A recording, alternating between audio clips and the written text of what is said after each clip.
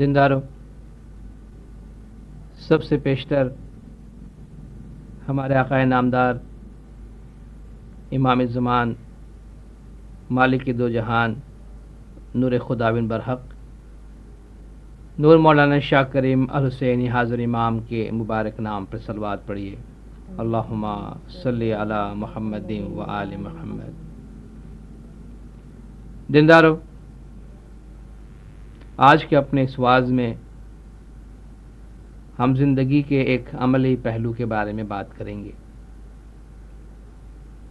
انسان اللہ تعالیٰ کی سب سے بڑی یعنی عظیم ترین اور اشرف یعنی بہترین تخلیق ہے۔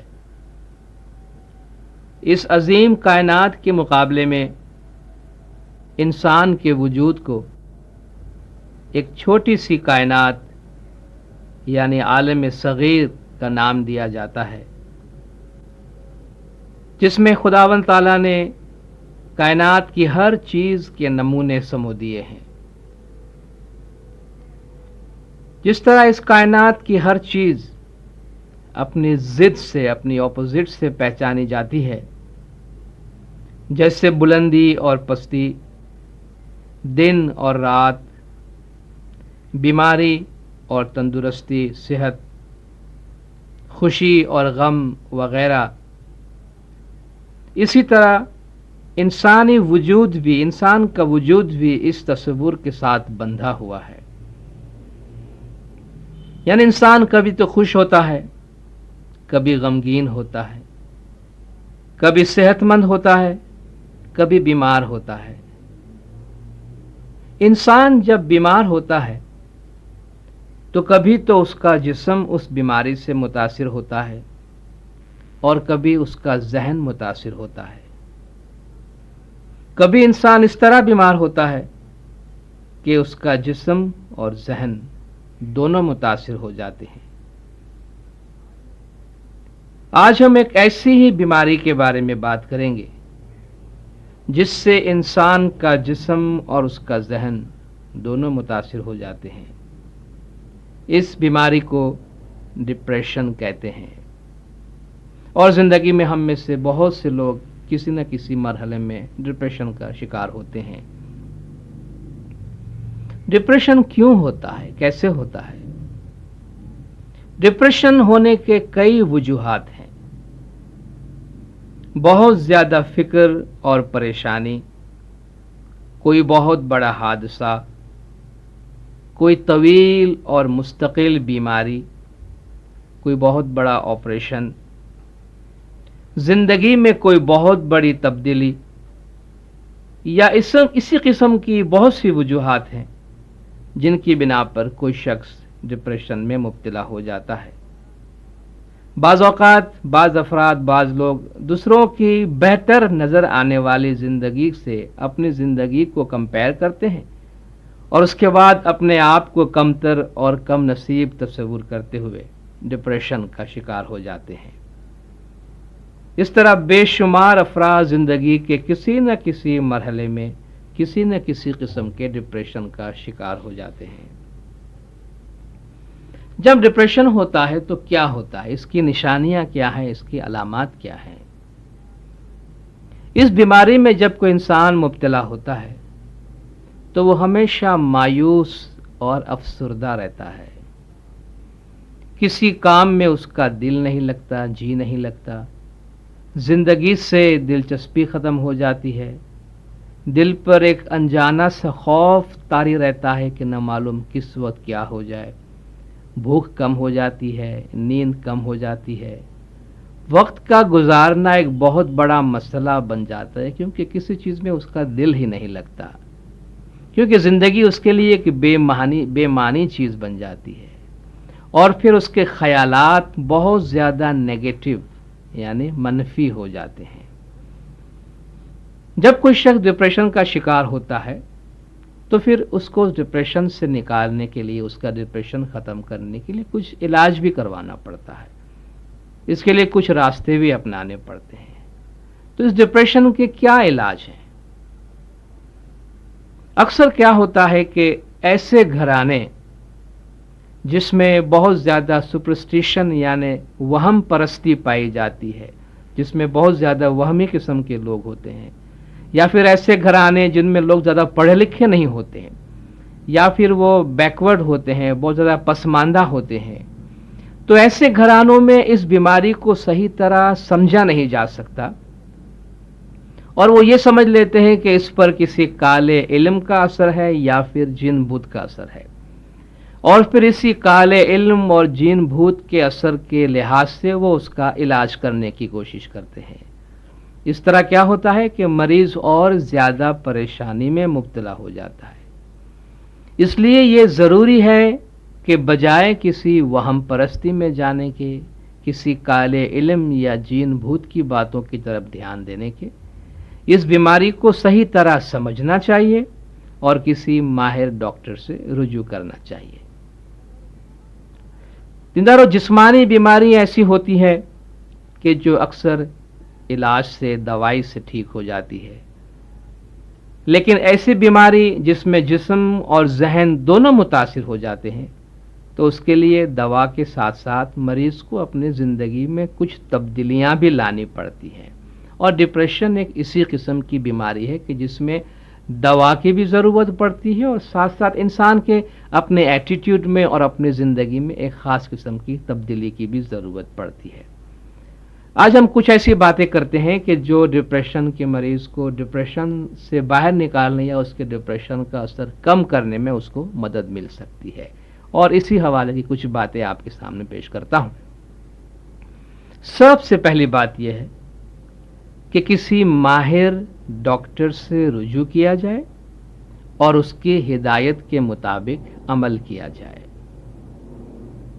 दूसरी बात यह है कि अपनी ज़िंदगी की तरफ एक मुस्बत रवैया यानी एक पॉजिटिव एटीट्यूड, एक पॉजिटिव अप्रोच अपनी ज़िंदगी की तरफ अपनाने की ज़रूरत है। अपने जहन में डिप्रेशन के दौरान जो मनफी ख्यालात आते हैं, नेगेटिव थॉट्स आते हैं, उनकी तरफ किसी किस्म की कोई तवज्जो न दें और उनसे डरे नहीं, उनसे खौफजदा न हो कि मुझे ये ख्याल क्यों आते हैं। और याद रखें कि मनफी ख्यालात को दूर करने के लिए, नेगेटिव थॉट्स को दूर करने के लिए उनके साथ लड़ने की और जंग करने की ज़रूरत नहीं है। ये बहुत अहम बात है कि अपने नेगेटिव ख्यालात को दूर करने के लिए अगर हम उनसे जंग करने लगेंगे, लड़ने लगेंगे, तो वो ख्यालात और जड़ पकड़ जाएंगे। इसलिए उन ख्यालात की तरफ कोई तवज्जो न दें, बल्कि उन्हें इसी तरह बेतवज्जा छोड़ दें। उसको तवज्जो न देने की वजह से वो खुद ब खुद अपनी जगह से चले जाएंगे। डिप्रेशन की हालत में ख़ास तौर पर मज़हब की तरफ ख़ास तवज्जो की ज़रूरत है। जितना ज़्यादा वक्त हो सके ज़िक्र और तस्बीह में गुजारना चाहिए, क्योंकि इससे एक अंदरूनी तौर पर दिल में, अपनी रूह में हमें एक क़ुव्वत हासिल होगी। अब इसका यह मतलब हरगिज़ नहीं है कि सिर्फ डिप्रेशन की हालत में ही ज़िक्र और तस्बीह की तरफ ध्यान देना चाहिए, बल्कि हकीकत तो यह है कि अगर एक इंसान दीनदार है, मजहबी तालीमात पर अमल करता है और ज़िक्र और तस्बीह उसकी रेगुलर रूटीन में, रोज़मर्रा के मामूल में शामिल है, तो ऐसे फ़र्द का डिप्रेशन के शिकार होने का इम्कान बड़ा कम हो जाता है। फिर भी अगर वो इसमें मुब्तला हो भी जाता है, तब भी उसके पास इतनी रूहानी क़ुव्वत होती है कि वो इस तकलीफ़ को बखुशी बर्दाश्त कर सकता है। एक और बात यह है कि अपने दुख और गम को याद करने की बजाय हम पर खुदावंद ताला की जो बेशुमार नेमतें और रहमतें हैं, उनको याद करना चाहिए और खुदावंद ताला का शुक्राना अदा करना चाहिए। इससे हमें अपनी ज़िंदगी की कदर होगी। हमें याद रखना चाहिए कि दुनिया के लाखों बल्कि करोड़ों इंसानों के मुकाबले में खुदा ने हमें एक बेहतर ज़िंदगी अता की है। इसके लिए हमें खुदावंद ताला का शुक्राना अदा करना चाहिए और अगर हो सके तो हम पर खुदावंद ताला की जो नेमतें हैं उन्हें एक सफ़े पर या अपनी डायरी में हम लिखते चले जाएं। हम पर खुदावंद ताला की जो नेमतें उनको देखकर खुद हमें अपने आप को हैरत होगी कि खुदा की इतनी सारी नेमतें और रहमतें होने के बावजूद میں اپنے آپ کو اتنا دکھی کیوں تصور کرتا ہوں اور میں کیوں زندگی سے اتنا مایوس ہو رہا ہوں۔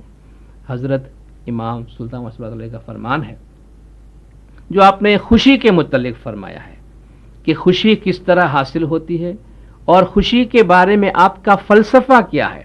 اس کے لیے آپ فرماتے ہیں کہ میں ان لوگوں سے جو خود کو دنیاوی اعتبار سے بدقسمت تصور کرتے ہیں یہ کہوں گا کہ آپ اپنے سے اوپر کے درجے کے لوگوں کی طرف نظر کر کے آہ نہ بھریں کہ آپ ان کے مقابلے میں اتنے خوشحال نہیں ہیں، بلکہ اپنے سے نچلے درجے کی طرف نظر کریں اور خود کو مبارکباد دیں کہ آپ ان لوگوں سے بہتر ہیں جو آپ سے نیچے ہیں۔